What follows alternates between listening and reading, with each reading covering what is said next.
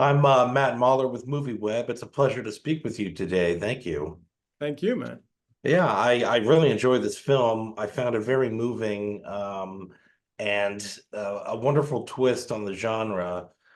So there are a lot of universal themes here about guilt and forgiveness, but it's also one of the most Catholic films I've seen, alongside like Scorsese and McCary, and Hmm. was Yeah. there anything about the religious register of it or the afterlife in the script that was especially significant to you, or maybe the Italian culture, Salerno, Italian city after all, aside from these universal themes? Yeah, I when we were when I was developing the script, I really, it was at a time, quite frankly, during COVID, and we're putting it together, and based in New York City, and was thinking about doing it here, and then I had heard this report about Italy being a little ahead of the curve with us with COVID, and they had early on in the early days they had gotten out of a bit of a chaos a couple months before, like New York was seeing a little bit of a respite during those early days.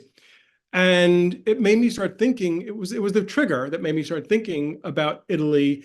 And I creatively loved the whole concept now of moving this to Italy a lot because of the religious iconography is just surrounded in Rome. It's everywhere.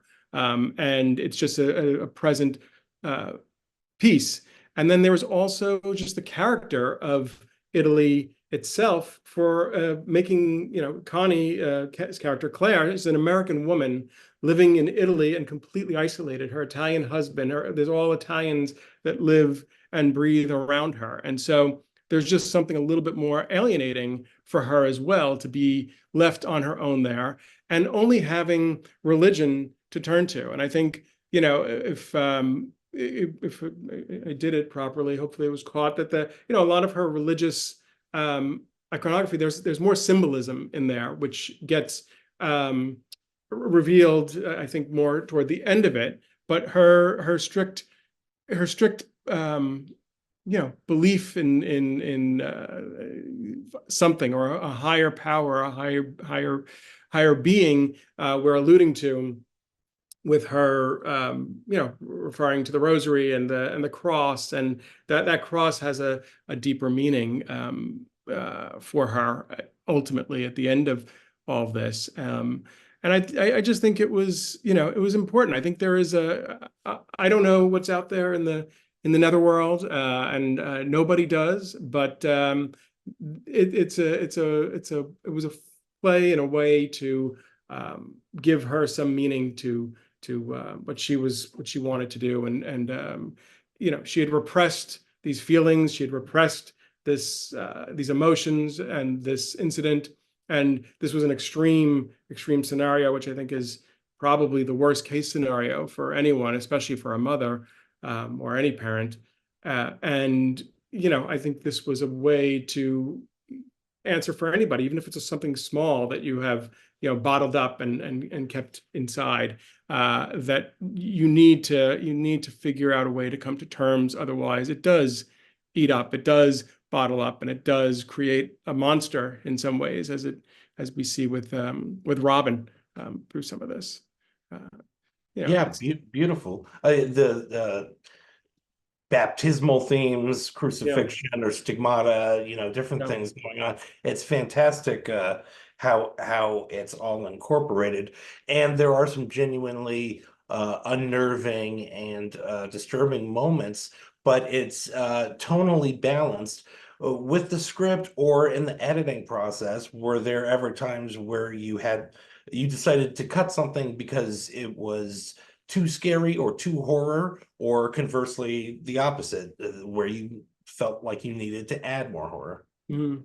Yeah, I think the premise of this was really never a horror film, in the practical sense. Like, I've produced movies. I produced a very major horror movie, Smile, and Smile 2 coming out, but this is not that film. This was more to give a sense. I wanted to be able to play a little bit with genre. It was more of a dramatic film that I could also play a little bit with the genre of the creepiness of where Robin was coming from and what was coming up from her. So, the editing is really fun because it's a lot of nuance and playing with the scenes and the story that you've already created. So having a great editor to work with was key for me, that would understand my what I wanted to do and what I wanted to tell. So there was, for the most part, of course, there's always little things you find. I think we told the story that I wanted to tell. It was quite an ambitious foray for a first film, quite frankly, with the time and the budget and the schedule, and throwing myself into Rome, where Connie and I were the only Americans in the entire production. So my entire crew and my entire cast were either Italian or somewhere else in Europe. And so it's a very vulnerable experience to be out there and directing like that, much 1,000 times different than as a producer, where you are just able to, I feel like as a producer compartmentalize a bit more, and as a director you need to do that, but at the same time there's a very emotional aspect of it, and I think in order to make it, you have to put a little bit of yourself into it, and that's a vulnerable place to be.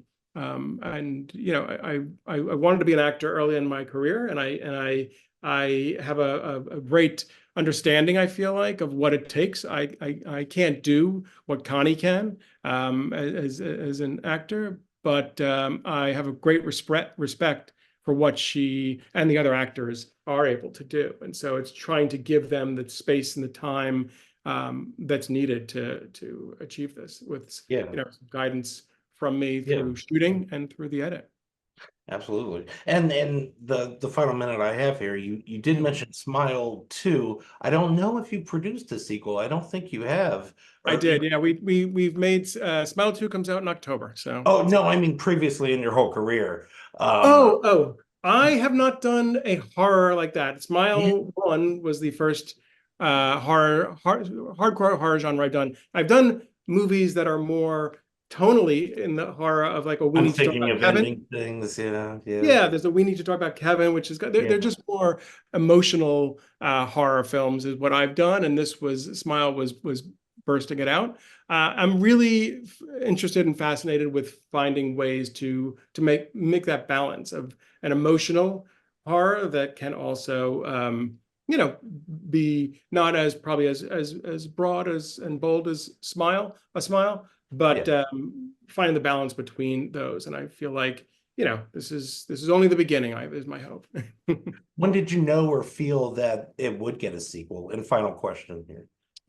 Oh, I think pretty early on. As soon as the first one came out, it felt like there was just like this, that was lightning in a bottle. So that really just was very exciting to all of us to see. I don't think, we all felt we made a great movie the first time, but it wasn't until it really took off that we're like, oh my God, we have to keep going. This is a story that needs to keep being told. Absolutely. It is so brilliant, along with Hereafter. I mean, like you say, like Don't Look Now or these horror films that aren't horror, but it's the That's exactly right. That was a reference for me. Don't Look Now and very good pickup. But yeah, that's definitely. Well, thank you so much for discussing this. I look forward to having people see it and seeing the reactions. I do too. I appreciate it, Matt. Thank you. It was nice talking to you. Have a great day. Thank you. You too.